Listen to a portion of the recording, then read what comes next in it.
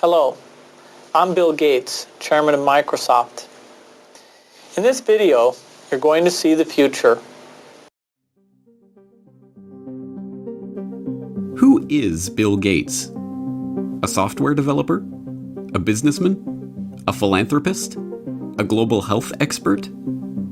This question, once merely academic, is becoming a very real question for those who are beginning to realize that Gates' unimaginable wealth has been used to gain control over every corner of the fields of public health, medical research, and vaccine development. And now that we are presented with the very problem that Gates has been talking about for years, we will soon find that this software developer with no medical training is going to leverage that wealth into control over the fates of billions of people. Because until we get almost everybody vaccinated globally, we still won't be fully back to normal. Bill Gates is no public health expert. He is not a doctor, an epidemiologist, or an infectious disease researcher. Yet somehow, he has become a central figure in the lives of billions of people, presuming to dictate the medical actions that will be required for the world to go back to normal. The transformation of Bill Gates from computer kingpin to global health czar is as remarkable as it is instructive, and it tells us a great deal about where we are heading as the world plunges into a crisis, the likes of which we have not seen before. This is the story of how Bill Gates monopolized global health. You're tuned into the Corbett Report. Until his reinvention as a philanthropist in the past decade, this is what many people thought of when they thought of Bill Gates. In the case of the United States versus Microsoft, the US Justice Department contended that the software giant had breached antitrust laws by competing unfairly against Netscape Communications in the internet browser market, effectively creating a monopoly. Bill's first concern was that the prosecution could potentially block the release of his company's latest operating system, Windows 98.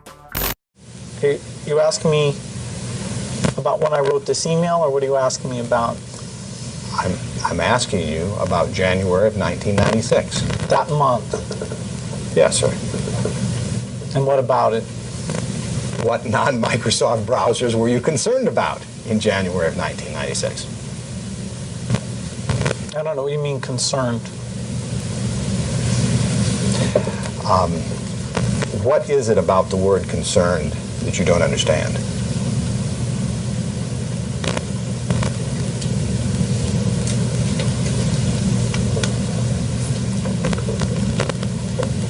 I'm not sure what you mean by it.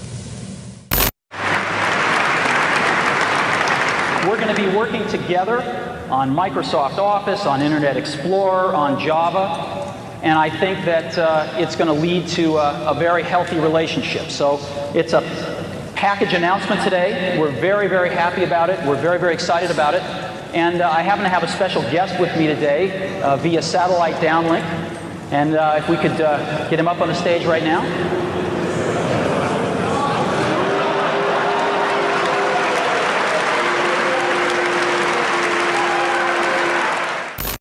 Police and security guards in Belgium were caught flat-footed today by a cowardly sneak attack on one of the world's wealthiest men. The target was Microsoft Chairman Bill Gates, arriving for a meeting with community leaders.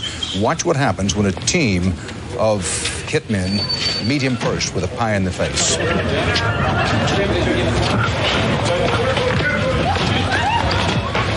Gates was momentarily and understandably shaken, but he was not injured.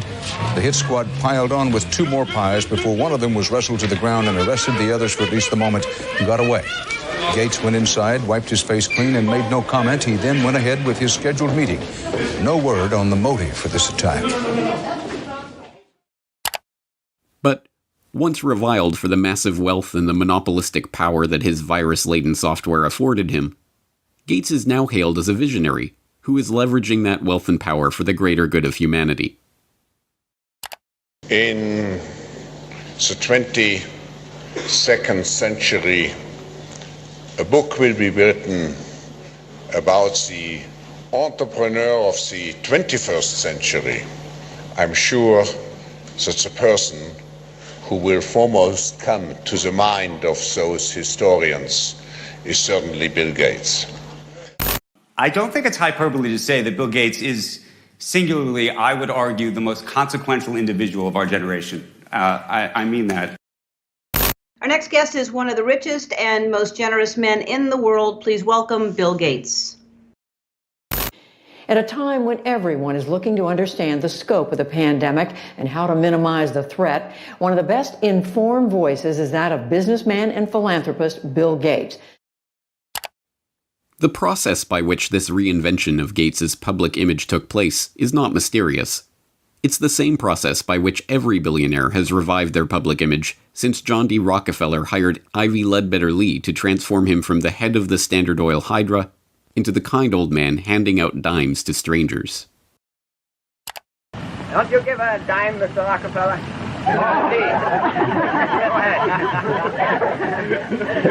Give it a dime. Thank you, sir. Thank you very much. I consider myself... Thank you for the ride. I consider myself more than amply paid. Bless you, bless you, Yes. bless you. More to the point, John D. Rockefeller knew that to gain the adoration of the public, he had to appear to give them what they want: money. He devoted hundreds of millions of dollars of his vast oil monopoly fortune to establishing institutions that, he claimed, were for the public good.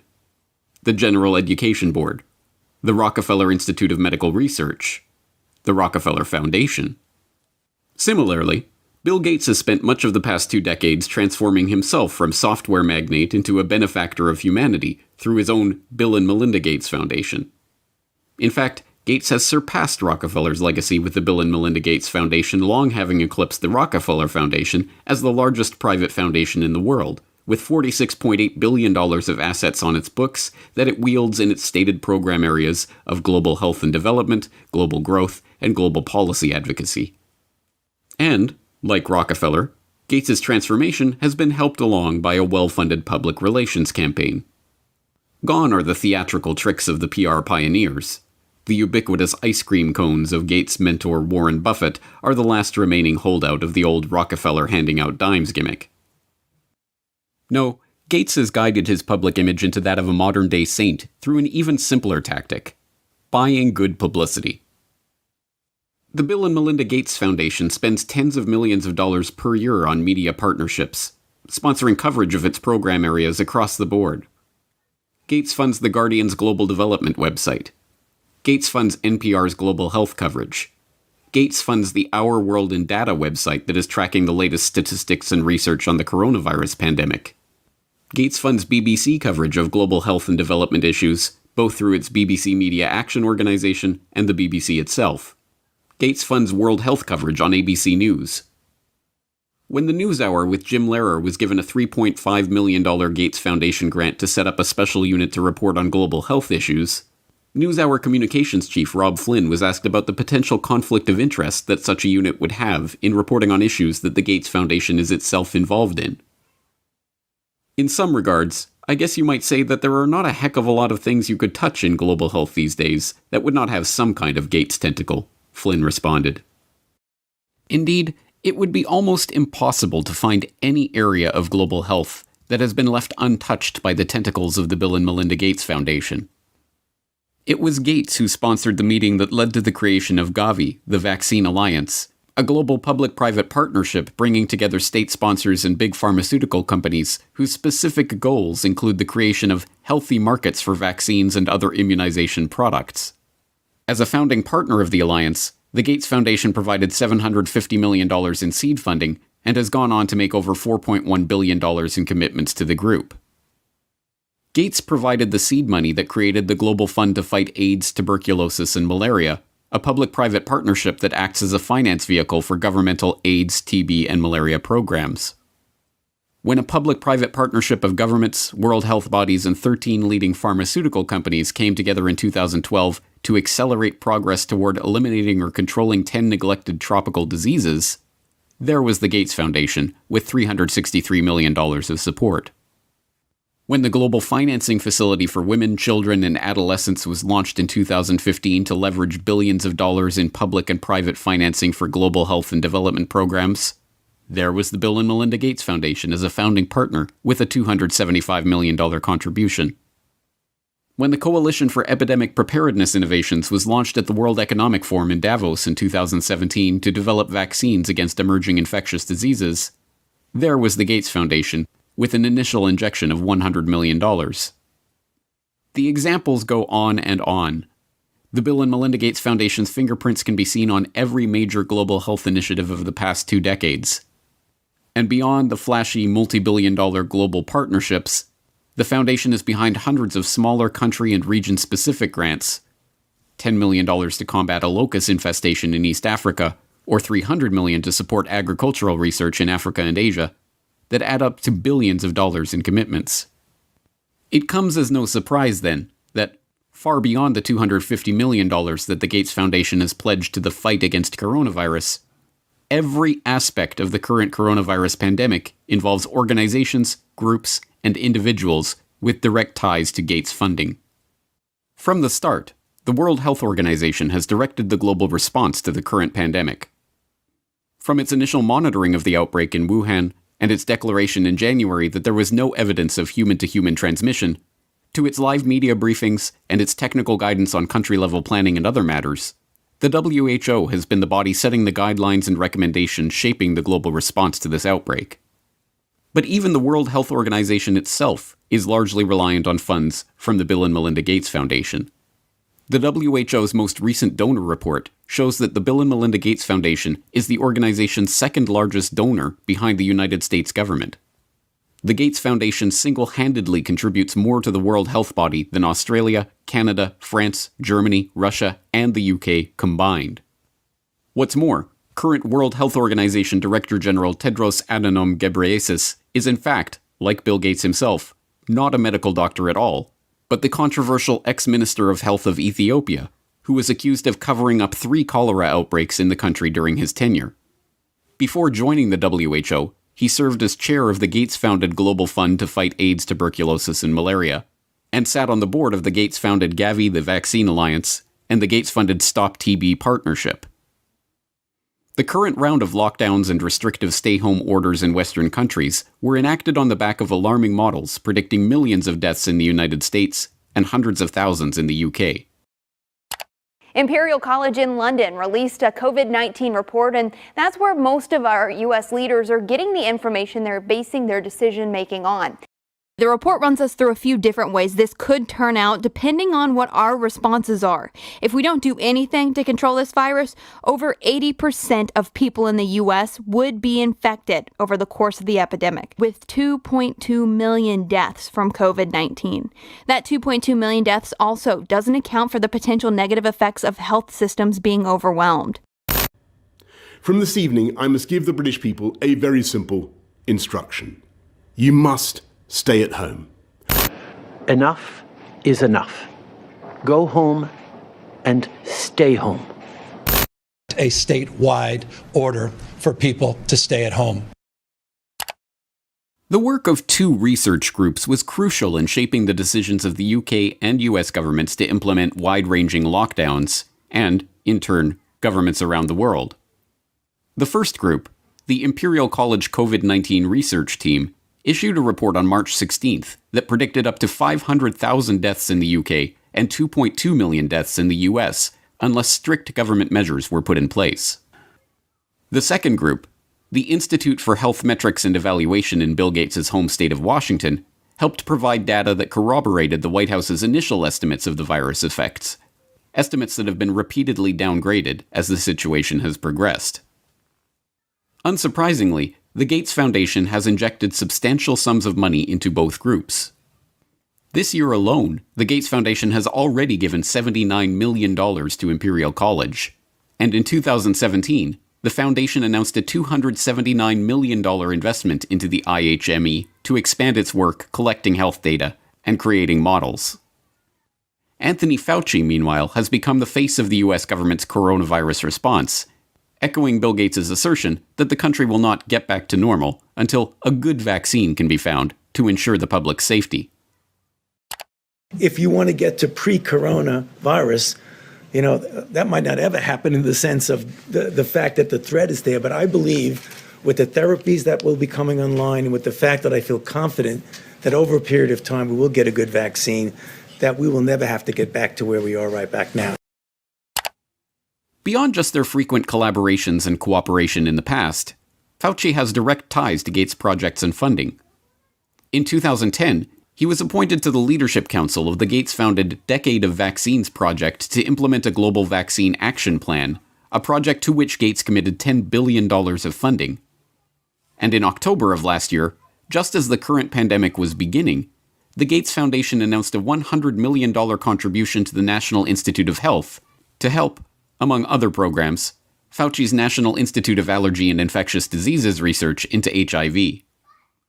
Also in October of last year, the Bill and Melinda Gates Foundation partnered with the World Economic Forum and the Johns Hopkins Center for Health Security to stage Event 201, a tabletop exercise gauging the economic and societal impact of a globally spreading coronavirus pandemic.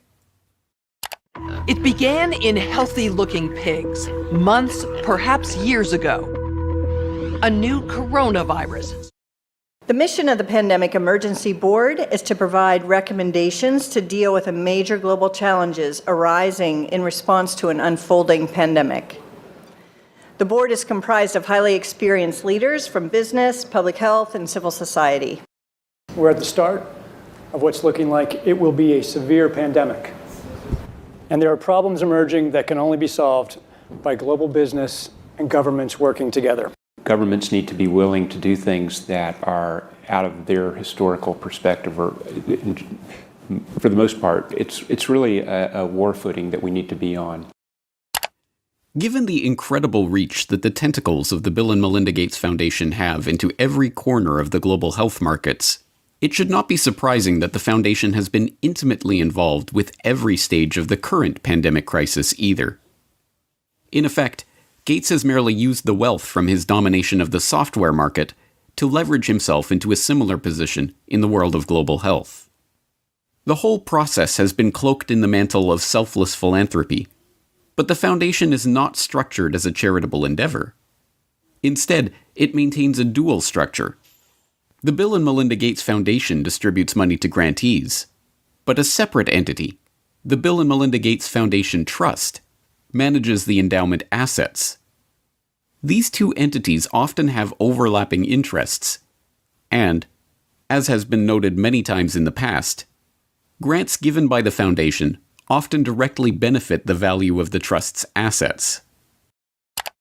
One of my favorite parts about my job at the Gates Foundation is that I get to travel to the developing world, and I do that quite regularly. My first trip in India, I was in a person's home where they had dirt floors, no running water, no electricity, and that's really what I see all over the world. So in short, I'm startled by all the things that they don't have. But I am surprised by one thing that they do have: Coca-Cola. Coke is everywhere. In fact, when I travel in the developing world, Coke feels ubiquitous. And so when I come back from these trips and I'm thinking about development and I'm flying home and I'm thinking, well, we're trying to deliver condoms to people or vaccinations, you know, Coke's success kind of stops and makes you wonder, how is it that they can get Coke to these far-flung places? And if they can do that, why can't governments and NGOs do the same thing? And the charity of Microsoft founder Bill Gates and his wife Melinda is under criticism following the disclosure. It substantially increased its holdings in the agribusiness giant Monsanto to over $23 million. Critics say the investment in Monsanto contradicts the Bill and Melinda Gates Foundation's stated commitment to helping farmers and sustainable development in Africa. The study from the pressure group Global Justice Now paints a picture of the Gates Foundation partly as an expression of corporate America's desire to profit from Africa, and partly a damning critique of its effects. You could have a case where the initial research is done by a Gates-funded institution.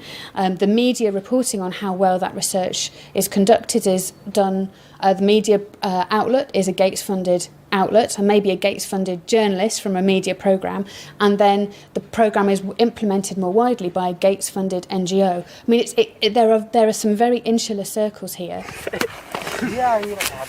Among the many criticisms, the idea that private finance can solve the problems of the developing world. Should poor farmers be trapped into debt by having to use chemicals or fertilizers underwritten by offshoots of the foundation? This is no mere theoretical conflict of interest. Gates is held up as a hero for donating $35.8 billion worth of his Microsoft stock to the foundation. But during the course of his decade of vaccines, Gates' net worth has actually doubled, from $54 billion to $103.1 billion. The Rockefeller story provides an instructive template for this vision of tycoon turned philanthropist. When Rockefeller faced a public backlash, he helped spearhead the creation of a system of private foundations that connected in with his business interests. Leveraging his unprecedented oil monopoly fortune into unprecedented control over wide swaths of public life, Rockefeller was able to kill two birds with one stone, molding society in his family's own interests, even as he became a beloved figure in the public imagination. Similarly, Bill Gates has leveraged his software empire into a global health, development, and education empire, steering the course of investment and research and ensuring healthy markets for vaccines and other immunization products.